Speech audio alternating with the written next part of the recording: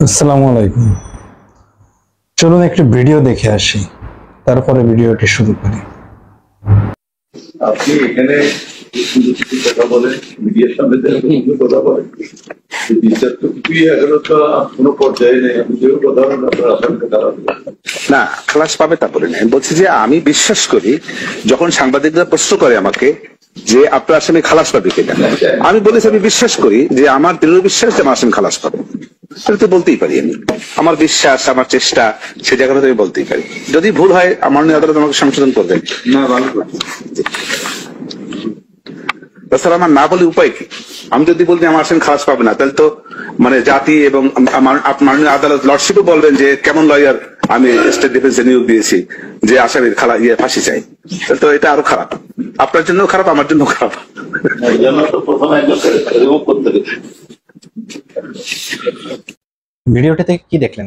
ভিডিওটিতে দেখলেন যে কথিত যে আন্তর্জাতিক অপরাধ ট্রাইব্যুনাল গঠিত হয়েছে, সেই আন্তর্জাতিক অপরাধ ট্রাইব্যুনালের এজলাসে একজন বিচারক এবং রাষ্ট্র কর্তৃক নিয়োগকৃত কথিত যে জুলাই হত্যাকাণ্ডের আসামি আছে, সেই আসামি পক্ষের আইনজীবী জনাব আমির হোসেনের একটি ছোট্ট কথোপকথন। এখানে বিচারককে বলতে শোনা যাচ্ছে যে আপনি সাংবাদিকদের সামনে বলছেন যে আসামিরা সব খালাস পাবে, এটা আপনি কেন বলছেন? তার প্রতি উত্তরে রাষ্ট্র কর্তৃক আসামি পক্ষের নিয়োগকৃত আইনজীবী জনাব আমির হোসেন বলছেন যে আমি তো এটা বলিনি, আমি বলেছি যে আমি আশা করি আমার আসামি যারা আছেন তারা সবাই খালাস পাবেন। আর আমি আসামি পক্ষের আইনজীবী হয়ে যদি এটা না বলি এবং আপনি দুইজনই যে ফাঁসি চাই তাদের, এই কথাটি যদি পাবলিকলি বলি, তখন তো আর বিচারের মান থাকে না।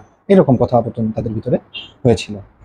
তো দেখুন, এতদিন আমরা বারবার বলে আসছি যে বিচার নামে যে নাটকটি করা হচ্ছে, আন্তর্জাতিক অপরাধ ট্রাইব্যুনালের নামে যে নাট্য মঞ্চটি আয়োজন করা হয়েছে, এটি পুরোপুরি সরকারের একটি সাজানো নাটক ছাড়া কিছু নয়।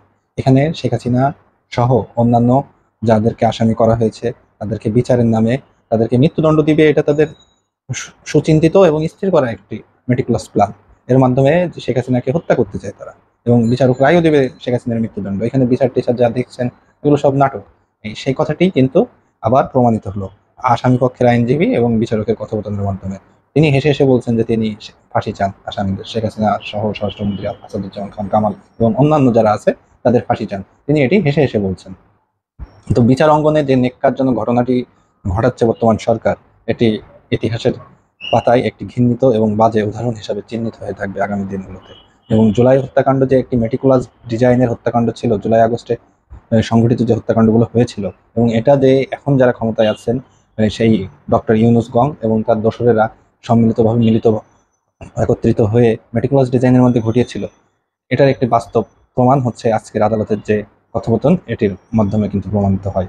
সামনে অনেক কিছু উঠে আসবে, অনেক কিছু আপনারা দেখবেন যে এই বিচার নামের যে নাটকটি চলছে, তাদের একটি সাজানো পাতানো খেলা এবং ইতিহাসের নেক্কারজনক একটি বিচার এটি হবে। আমার মনে হয় না তারা বিচার শেষ করতে পারবে, তাদের সে সময়টা তারা পাবে। তবুও তারা তড়িঘড়ি করে একটি রায় কিন্তু নভেম্বরে দিয়ে দিতে চায়, এবং সেটাতেও দেখবেন আপনারা শেখ হাসিনাকে মৃত্যুদণ্ড দিবে, এবং শেখ হাসিনার সাথে যারা আছেন তৎকালীন সরকারের ছিল স্বরাষ্ট্রমন্ত্রী আসাদুজ্জামান খান কামাল সহ যারা আছে তাদেরকে সবাইকে মৃত্যুদণ্ডই দিবে।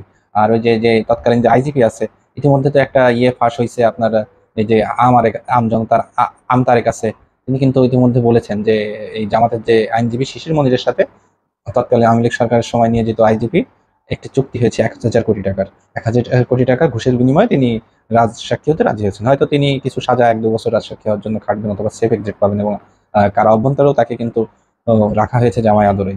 অথবা তিনি ভীত চিত্তের লোক, তিনি ভয়ের কারণে এই উচ্চ বা ঘুষ গ্রহণের সম্মতি প্রদান করেছেন, এমনটি হয়ে থাকবে।